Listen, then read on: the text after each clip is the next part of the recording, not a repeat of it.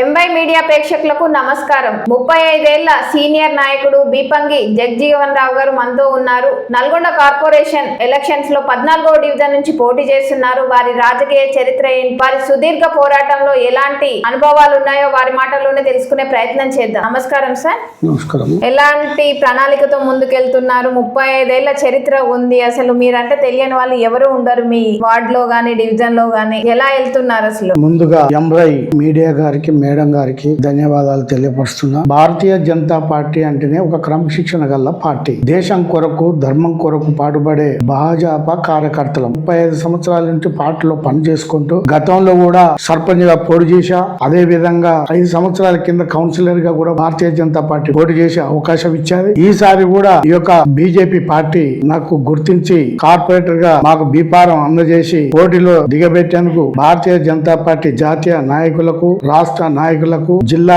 నాయకులకు, కార్యకర్తలకు ప్రతి ఒక్కరికి పేరు పేరు నా ధన్యవాదాలు తెలియపరుస్తున్నాం. మేడం, ఎలాంటి ప్రణాళికతో ముందుకెళ్తున్నారు సార్? ప్రధానంగా సమస్యలు ఏంటి మీ వార్డులో ఉన్న సమస్యలు? ఈ యొక్క 14వ వార్డు డివిజన్ లో దోమలకు బాధలు ఉన్నాయి. డ్రైనేజ్ వ్యవస్థ ద్వారా, అదే విధంగా శ్మశాన వాటికలకు, ఎస్సీ ఎస్టీ మైనార్టీలకు కూడా శ్మశాన వాటికలకు లేవు. అదే విధంగా ప్రతి ఓటర్ కి, ప్రతి ఒక్క ఇంటికి, గడప గడపకు, ఇంటింటికి కేంద్ర ప్రభుత్వ సంక్షేమ పథకాలు కరపత్రాలు పంచుకుంటూ మీ ఓటు మాకు వేసి గెలిపించాలమ్మా, ఈ యొక్క డివిజన్ ని అభివృద్ధి చేస్తా అని చెప్పి ఈ సందర్భంగా తెలియపరిచాను ప్రజల ద్వారా. మేము ఈసారి మీకు అవకాశం ఇస్తామని చెప్పి ఆశీర్వాదం కూడా ఇచ్చినారు. అంటే కార్పొరేషన్ అంటే గ్రామీణ ప్రాంతం కదా, ఇది కొంచెం చూసుకున్నట్టయితే వారికి తెలియదు చెప్తున్నారు మీరు. గతంలో పురపాలక సంఘం గ్రామీణ విలేజ్ గా ఉండే నల్లగొండ మండలం కింద ఉండే, తర్వాత మున్సిపాలిటీ అయినాక కొంతవరకు అవగాహన వార్డులకు ప్రతి ఒక్కరికి తెలిసింది. కాబట్టి ఈసారి కార్పొరేటర్ అంటే ఏంది, కేంద్రంలో ఉన్నటువంటి డైరెక్ట్ నిధులు ఈ యొక్క 14వ వార్డుకు ఆ నిధులు తెచ్చి అభివృద్ధి చేస్తా అని చెప్పి వారికి నేను విజ్ఞప్తి చేసినాను. కేంద్ర ప్రభుత్వ పథకాలు అయితే గానీ, అక్కడ నుంచి వచ్చే ఫండ్స్ గానీ, వాటి గురించి ప్రజలకు తీసుకెళ్తున్నారా? తీసుకెళ్తున్నాం. కరపత్రం ద్వారా తీసుకుంటున్నాం. మేము మా నోటి ద్వారా కూడా ప్రతి ఒక్కరికి విరమించుకుంటున్నాం. కేంద్ర ప్రభుత్వం నుంచి ఇలాంటి నిధులు వస్తే మీకు ఇలా లబ్ధి చేకూరుతుందని చెప్తున్నారా?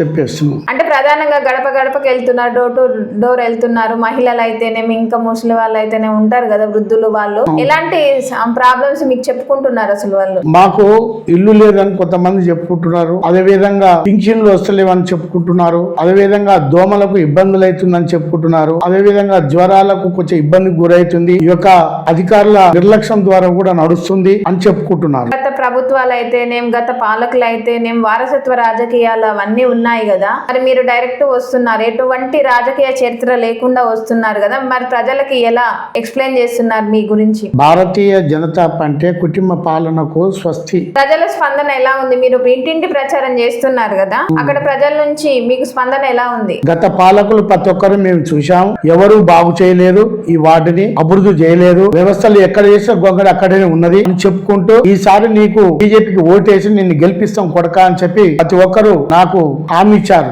ఆశీర్వదిస్తున్నారు, హామీ ఇచ్చి ఆశీర్వదిస్తున్నారు. మీ కుటుంబ నేపథ్యం ఏంటి? ఎలా అసలు మీరు రాజకీయాల్లోకి రావాలని ఎలా అనుకున్నారు? మా నాన్న రైతు కూలి, అమ్మ రైతు కూలి. అదే విధంగా వాళ్ళు కూలీ నాలు చేస్తేనే మనకు కుటుంబం నడిచింది. అదే విధంగా మా అమ్మ నాన్న చాలా కష్టాలు చాలా పడ్డారు. మమ్మల్ని చిన్నపిల్లల నుంచి మాకు పెళ్లిళ్ళు, పేరెంట్లు అందరికి చేశారు. అదే విధంగా నాకు ఒక అక్క ఉన్నది, తర్వాత అన్న ఉన్నారు, తర్వాత నేను, ఆ తర్వాత నాకు మా చెల్లె, తర్వాత మాకు రాజకీయం అనేది ఎవరికి లేదు. నా వంతుగా వచ్చింది రాజకీయం. అదే విధంగా గత 35 సంవత్సరాల కింద ఆర్ఎస్ఎస్ శాఖ ద్వారా నాకు క్రమశిక్షణ అంటే ఏంటనేది ఆర్ఎస్ఎస్ ద్వారా శాఖ మాత్రమే నాకు క్రమశిక్షణ నేర్పింది. అందులో భాగం 2 సంవత్సరాలు శాఖలో పని చేసుకుంటూ భారతీయ జనతా పార్టీ కార్యకర్తగా అక్కడ ఆ కార్యక్రమంలో పాల్గొనుకుంటూ పార్టీలో కొనసాగించాను. ఈ 35 సంవత్సరాలు సీనియారిటీగా ఉన్నా కూడా ఒక కార్యకర్తగానే ఉన్నాను. అదే విధంగా మాకు ఒక క్రమశిక్షణ గల పార్టీ, దేశం కొరకు, ధర్మం కొరకు పాటుపడే కార్యకర్తలు మేము. అందులో భాగంగా